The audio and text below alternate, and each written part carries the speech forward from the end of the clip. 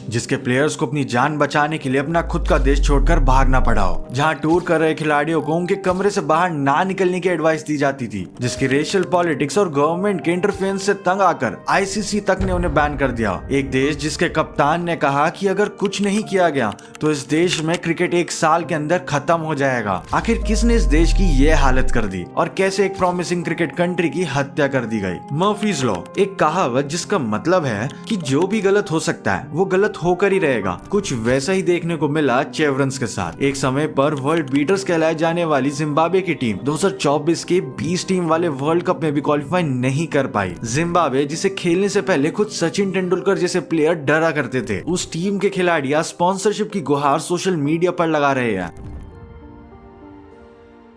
Andrew bill flower, एक ऐसा player जिसने जिम्बाब्वे की टीम का नक्शा बदल के रख दिया। दुनिया के सबसे महान विकेट कीपर बल्लेबाजों में से एक एंड्रू ने जिम्बाब्वे क्रिकेट को 7वें आसमान पर पहुंचा दिया था। उनके छोटे भाई Grant Flower, allrounder Heath Streak, बल्लेबाज एलिस्टर कैंपबेल और गाय विटहॉल और साथ में तेज गेंदबाज हेनरी ओलंगा जैसे लेजेंड्स के साथ मिलकर इन्होंने सारी दुनिया के सामने जिम्बाब्वे क्रिकेट का लोहा मनवाया। एक टाइम पर जिम्बाब्वे की ये team Australia, India, Pakistan, Sri Lanka जैसी टीम्स को रेगुलरली चुनौती दे रही थी, जिस वजह से उनकी टीम का भविष्य उतना ही सुनहरा लग रहा था जितना कि आज की अफगानिस्तान की टीम का लग रहा है। अब जिम्बाब्वे क्रिकेट के इस मौजूदा हालात को समझने के लिए हमें थोड़ा उनके इतिहास को समझना पड़ेगा। तो चलो शुरू करते हैं शुरुआत से। साल था 1975। क्रिकेट का पहला विश्व कप इंग्लैंड में खेला गया, जहां इंडिया, पाकिस्तान, ईस्ट अफ्रीका सहित 8 देशों ने हिस्सा लिया था। ये वर्ल्ड कप क्रिकेट जैसे स्पोर्ट के लिए काफी रेवोल्यूशनरी चीज होने वाली थी, लेकिन अब तक जिम्बाब्वे को आजादी नहीं मिली थी। जिम्बाब्वे को साउदर्न रोडेशिया के नाम से जाना जाता था। क्रिकेट इस देश में सिर्फ इलाइट क्लास का खेल था और उसमें अच्छा खेलने वाले को सीधे साउथ अफ्रीका की टीम के लिए खेलने का मौका मिलता था। साल 1980 में जिम्बाब्वे को आजादी मिली और इस देश में इस खेल के प्रति उत्साह को देखकर आईसीसी ने उन्हें साल 1981 में एसोसिएट मेंबरशिप दे दी, जिसके 2 साल बाद उन्हें अपना पहला वर्ल्ड कप खेलने का मौका मिला। अपने पहले वर्ल्ड कप में ऑस्ट्रेलिया जैसी टीम को हराने के बाद जिम्बाब्वे एक स्ट्रॉन्ग क्रिकेट टीम बनने की ओर निकल पड़ी थी। मगर अगले 2 वर्ल्ड कप जो कि 1987 और 1992 में हुए थे, उसमें जिम्बाब्वे की टीम ने लगातार खराब प्रदर्शन किया था, जिसके बाद सभी लोगों ने जिम्बाब्वे से उम्मीदें खो दी थी। साल 1992 में होता है Benson and hills world cup, जिसमें जिम्बाब्वे का पहला मैच था श्रीलंका के खिलाफ और टॉस के टाइम पर कैप्टन डेव हॉटन ने एक खिलाड़ी के डेब्यू की अनाउंसमेंट करी। अपने डेब्यू मैच में 24 साल के उस खिलाड़ी ने पूरे 115 रन नॉट आउट बनाए। मैच भले ही जिम्बाब्वे हार गई हो, मगर इस मैच में जन्म हुआ एक ऐसे खिलाड़ी का जो जिम्बाब्वे को अपने सुनहरे दिनों में ले जाने वाला था, एंड उस प्लेयर का नाम था एंड्रू बिल फ्लावर। एंड उसी साल 1992 के ओडीआई वर्ल्ड कप में वेस्ट इंडीज के अगेंस्ट डेब्यू किया 19 साल के एलिस्टर कैंपबेल ने। अपने करियर के शुरुआती दिनों में स्ट्रगल कर रहे कैंपबेल आगे जाके जिम्बाब्वे क्रिकेट की दीवार बनने वाले थे। एंड देन उसी साल के एंड में जिम्बाब्वे के लिए डेब्यू करते हैं एंड्रू फ्लावर के छोटे भाई 22 साल के grand flower. Debut ODI match में इंडिया के खिलाफ उन्होंने 82 रन बनाकर अपने बड़े भाई की तरह ही उन्होंने अपने पहले मैच से पूरी दुनिया को अपने टैलेंट के बारे में बता दिया था। एंड देन अगले साल 2 और प्लेयर्स का डेब्यू होता है, गाय विटहॉल और हीथ स्ट्रीक। एंड जिम्बाब्वे की ये यंग ब्रिगेड तैयार थी पूरी दुनिया से भिड़ने के लिए। 2 फरवरी 1995 मैच था पाकिस्तान वर्सेस जिम्बाब्वे। ग्राउंड था हरारे का, बॉल थी हीथ स्ट्रीक के हाथ में और बॉल जाकर स्टंप से टकराती है। बल्लेबाज थे आकिब जावेद और इस बॉल के साथ सुपरस्टार खिलाड़ियों से भरी हुई पाकिस्तान की टीम जिम्बाब्वे से एक इनिंग्स के साथ डिफीट खाती है। ये टेस्ट मैच कोई आम मैच नहीं था, ये थी जिम्बाब्वे टीम की पहली टेस्ट विक्ट्री, जिसको जिम्बाब्वे ने एक इनिंग्स से जीत लिया था। और इस जीत के कारण कोई और नहीं बल्कि फ्लावर ब्रदर्स, गाय विटहॉल और हीथ स्ट्रीक थे। ग्रैंड फ्लावर ने अपनी पहली पारी में नाबाद 201 रन बनाए थे और एंड्रू फ्लावर ने 156 रन बनाए थे। एंड वहीं साथ में गाय विटहॉल ने नॉट आउट 113 रन बनाए थे। बॉलिंग में हीथ स्ट्रीक ने 9 विकेट्स निकाले और यहाँ से सफर शुरू हुआ जिम्बाब्वे क्रिकेट के सुनहरे दिनों का। क्रिकेट जैसा स्पोर्ट इस देश में पहले से फेमस था, मगर रेसिज्म और इलाइटिज्म की वजह से इस खेल को सिर्फ व्हाइट पीपल ही खेला करते थे एंड बाकी लोगों को इस खेलने से मना कर दिया जाता था। मगर इस टेस्ट मैच में डेब्यू हुआ जिम्बाब्वे के पहले ब्लैक रेस के खिलाड़ी हेनरी ओलंगा का। मानो ये इनिंग्स विन एक हिंट था इंटरनेशनल क्रिकेट में इस यंग फास्ट बॉलर की एंट्री का। साल दर साल जिम्बाब्वे की टीम बेहतर होती जाती है और बाकी बड़ी टीम्स के गले का कांटा बन जाती है। साल 1998 में जिम्बाब्वे इंडिया को टेस्ट सीरीज हराती है और उसी साल हुई पहली चैंपियंस ट्रॉफी में हेनरी ओलंगा इंडिया के अगेंस्ट मैच में सचिन तेंदुलकर को बाउंसर पे न केवल आउट करते हैं बल्कि उस मैच में 4 विकेट लेकर टीम को जिताने की मदद भी करते हैं। एंड उसी साल जिम्बाब्वे की टीम पाकिस्तान को पाकिस्तान में हराकर अपने देश से बाहर पहली टेस्ट सीरीज भी जीतती है। फ्लावर ब्रदर्स और हीथ स्ट्रीक न केवल इस टीम के बल्कि इस खेल के लेजेंड्स बन जाते हैं। साल 2000 की इंडिया टूर में एंड्रू फ्लावर 4 इनिंग्स में 550 रन बना देते हैं। ये सब सुनने में कितना अच्छा लगता है ना। आपकी टीम अच्छा परफॉर्म कर रही है, दुनिया आपके बारे में जान रही है, प्लेयर्स अच्छा परफॉर्म कर रहे हैं एंड इस पॉइंट पे सब कुछ अच्छा चल रहा होता है, मानो ये कोई सपना हो। क्योंकि जिस हालात से जिम्बाब्वे की टीम निकल के आ रही थी, ये सब चीज एक रेवोल्यूशन से कम नहीं थी उस देश के लिए। मगर जिम्बाब्वे क्रिकेट की इस रफ्तार पर ब्रेक भी बहुत जल्द लगने वाली थी। एक ऐसा झटका लगने वाला था जिससे देश फिर कभी नहीं उभर पाया। साल 2000 देश की इकोनॉमी खराब होने के कारण स्पोर्ट्स डेवलपमेंट के लिए गवर्नमेंट की फंडिंग को कम कर दिया गया। मगर इसके अलावा प्लेयर्स, टीम मैनेजमेंट और सिलेक्शन कमेटी में पॉलिटिक्स के इन्वॉल्व होने के इल्जाम सरकार पर लग रहे थे। साउथ अफ्रीका की तरह जिम्बाब्वे में भी रेशियल कोटा सिस्टम शुरू कर दिया गया, यानी कि टीम की सिलेक्शन टैलेंट और परफॉर्मेंस को देखकर नहीं बल्कि खिलाड़ियों के रंग को देखकर बनाया जाने लगी। एंड इस सब के अलावा जो सबसे बुरा पार्ट था वो ये था कि जिम्बाब्वे जो कि एक डेमोक्रेटिक कंट्री थी, वो अब डिक्टेटरशिप की तरफ बढ़ने लग गई थी। साल 2003 जो कि एक वर्ल्ड कप वाला साल था और इस वर्ल्ड कप को होस्ट कर रहे थे साउथ अफ्रीका, केन्या और जिम्बाब्वे। और इस पॉइंट पे जिम्बाब्वे की रेपुटेशन कुछ ऐसी हो गई थी कि उस वर्ल्ड कप के लिए बड़े देश ने जिम्बाब्वे जाने से मना कर दिया था एंड वो लोग वर्ल्ड कप तक को स्किप करने के लिए रेडी थे। एंड इसके अलावा इंग्लैंड और ऑस्ट्रेलिया के प्राइम मिनिस्टर्स ने तो अपने खिलाड़ियों को जिम्बाब्वे ट्रैवल करने से भी मना कर दिया था। एंड हुआ भी यही, वर्ल्ड कप के दौरान इंग्लैंड जिम्बाब्वे के साथ मैच खेलने ही नहीं गया। ये मैच ना खेलने का कारण ये बताया गया कि उन्हें डेथ थ्रेट्स मिल रहे थे, जिसके बाद उस मैच को कैंसिल ही कर दिया गया। वर्ल्ड कप में जिम्बाब्वे के पहले मैच में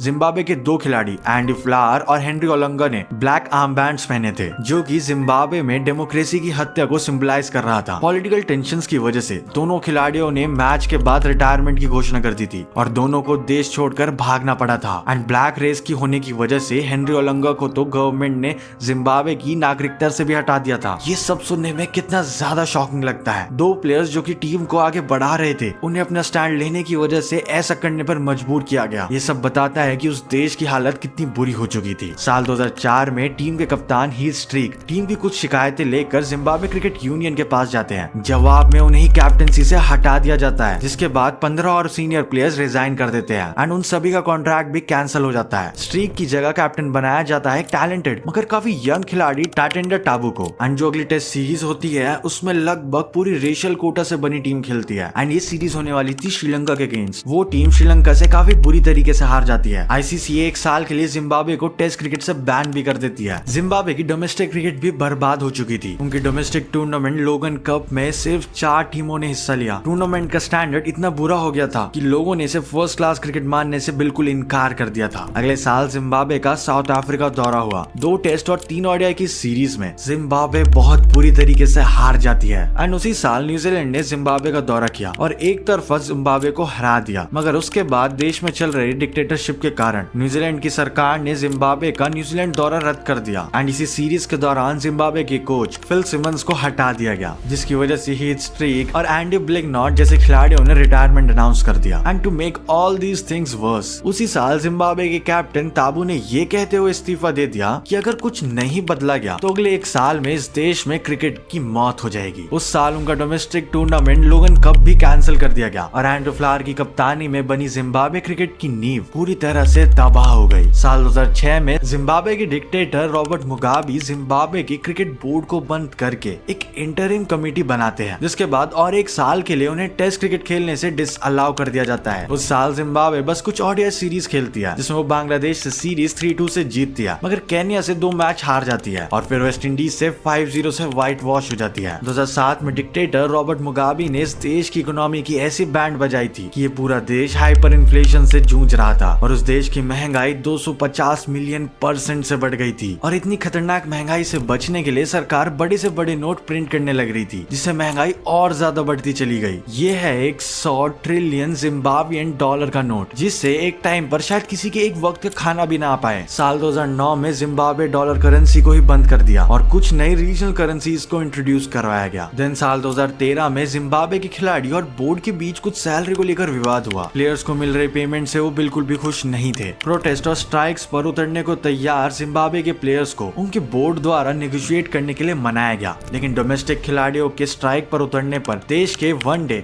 और 4 डे डोमेस्टिक टूर्नामेंट्स को बंद ही कर दिया गया। यानी कि उन्होंने सॉल्यूशन देने की जगह प्रॉब्लम को ही किल कर दिया एंड इस तरह से मुश्किलें और बढ़ती चली गई। जब 2019 के ओडीआई वर्ल्ड कप क्वालिफायर्स में यूएई से मैच हार कर जिम्बाब्वे बाहर हो गई। क्रेग इरविन, शॉन विलियम्स और सिकंदर रजा जैसे बड़े प्लेयर्स के होते होते हुए वर्ल्ड कप मिस कर जाना ये एक बहुत बड़ा झटका था। साल 2019 में गवर्नमेंट इंटरफेरेंस की वजह से आईसीसी ने जिम्बाब्वे क्रिकेट बोर्ड को बैन भी कर दिया, जिसकी वजह से वो 2021 के T20 वर्ल्ड कप क्वालिफायर्स में भी हिस्सा नहीं ले पाए थे। जिम्बाब्वे टीम के मेन प्लेयर रियान बर्ल ने ट्वीट करते हुए अपनी हालत समझाई। उन्होंने कहा कि कब तक उन्हें हर सीरीज के बाद अपने जूते ग्लू से चिपकाने पड़ेंगे, जिसके बाद प्यूमा ने इनिशिएटिव लेते हुए उन्हें शू स्पॉन्सरशिप दी थी। हालांकि 2022 के T20 वर्ल्ड कप के लिए वो क्वालिफाई कर गए थे और बारिश के कारण उन्हें साउथ अफ्रीका के खिलाफ एक पॉइंट भी मिल गया था, मगर उस टूर्नामेंट में उन्होंने अगेंस्ट ऑल द ऑड्स जाकर पिछले T20 वर्ल्ड कप के फाइनलिस्ट पाकिस्तान को हरा दिया था। दुनिया भर में जिम्बाब्वे क्रिकेट की चर्चा फिर से शुरू हो गई थी, क्योंकि वो मैच काफी ज्यादा थ्रिलिंग था। फिर 2023 के ओडीआई वर्ल्ड कप क्वालिफायर्स में भी जिम्बाब्वे ने अच्छी शुरुआत करी। ग्रुप स्टेज में नीदरलैंड्स, वेस्ट इंडीज, नेपाल और यूएसए को हराकर जिम्बाब्वे क्वालिफिकेशन के सुपर 6 तक पहुंचा, मगर श्रीलंका और स्कॉटलैंड से हारकर जिम्बाब्वे एक और वर्ल्ड कप मिस करती है। मगर हद तो तब हो गई जब 2024 के 20 टीम वाले T20 वर्ल्ड कप में भी जिम्बाब्वे युगांडा जैसी टीम से हारकर बाहर हो गई। आज भी ये देश चुनौतियों से पार करने की कोशिश में लगा हुआ है, मगर अफसोस आज वाली Zimbabwe cricket team late 90s वाली जिम्बाब्वे टीम से कोसों दूर है। साल 2024 में भारत के जिम्बाब्वे दौरे के बाद उन्हें एक फाइनेंशियल इंजेक्शन जरूर मिला, लेकिन फिर से उन्हें पुरानी बुलंदियों को छूने के लिए जिम्बाब्वे को अभी भी बहुत समय लगने वाला है। क्या जिम्बाब्वे क्रिकेट एक बार फिर अपने पैरों पर खड़ा हो पाएगा? क्या एक बार फिर से ऐसी टीम बन पाएगी जिसके सभी खिलाड़ी दिग्गज बन पाए? क्या जिम्बाब्वे फिर से क्रिकेट को डोमिनेट कर भी पाएगी या नहीं, या फिर इस देश में क्रिकेट हमेशा के लिए दम तोड़ देगा? वेल, ये सब डिपेंड करता है वहाँ की पॉलिटिक्स के ऊपर। जब तक वहाँ पर चीजें सही नहीं हो पाएगी, क्रिकेट जैसे स्पोर्ट में प्रोग्रेस नहीं आ सकती। आपका इसका क्या ओपिनियन है? कमेंट